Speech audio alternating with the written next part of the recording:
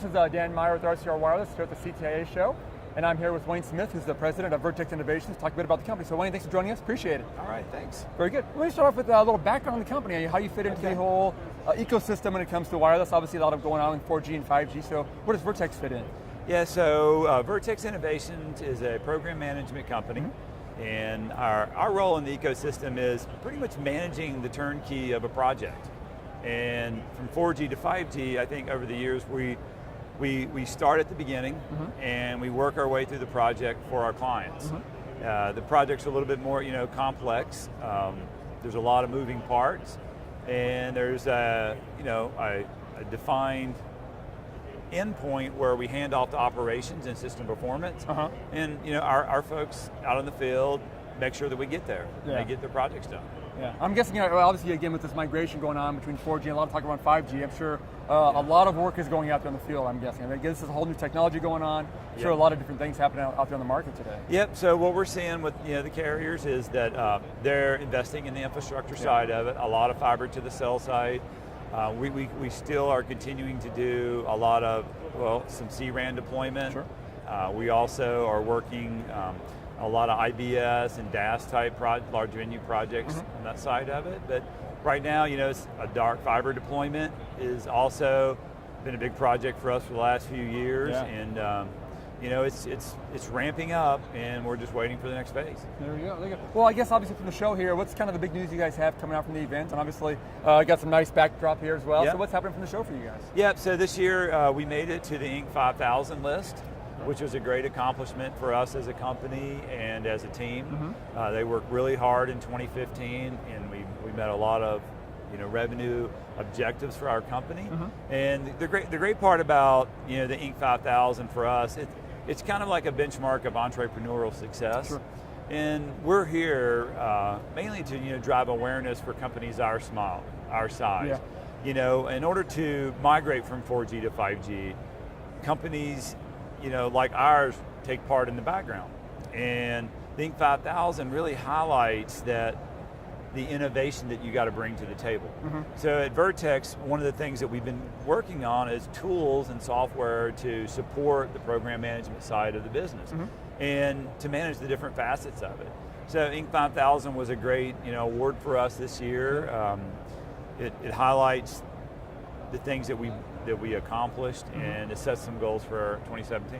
Very good. And obviously we've got some nice little backdrop here. So what do we have here? And I guess what's the point of all these nice cars on here? Yeah. So what we thought what's a great way to explain the process in program management? And really, it's pretty simple concept, but getting from 1 to 10 is complex. Number one, what the client really wants. And it's just like if the carrier is going to design a project, and if it's a macro cell or a small cell, what do they really want? They want something like in this case, the Honda Accord. It's reliable, it works, it lasts a long time. And not the sexiest, but it works. It does. And the next phase of it is, how was the project explained? And I think a lot of carriers run into this. They kind of know what they want, but getting that vision out there. So how to explain? Well, we know what they want. Now it's explained as a Porsche 918 Spider. It's like supercar, right? Really high goals. The expectations are set, and we're moving on. And then, the important part is the program management of it, or the PM, how they understood it. How he understood it. The client wanted an Accord.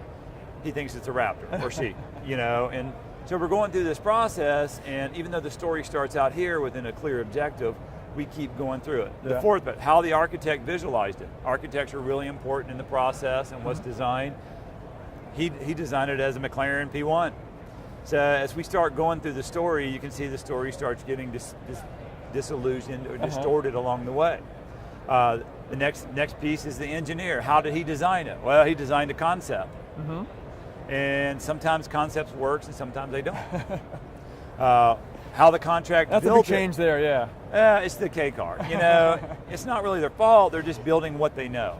I think in our industry, a lot of times, contractors build what they know, and it may not necessarily serve the needs of the client they're working for.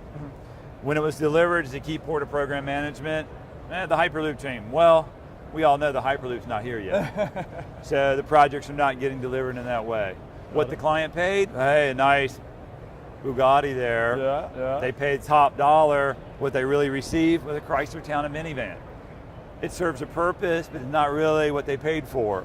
What they really need is a 1967 Shelby GT500. Which we got right here. Something that's raw, that's meant for speed, that allows them to go, and it symbolizes how quality their networks are. So we use this analogy as program management. A lot of times in our projects, we learn that our clients, they have an objective.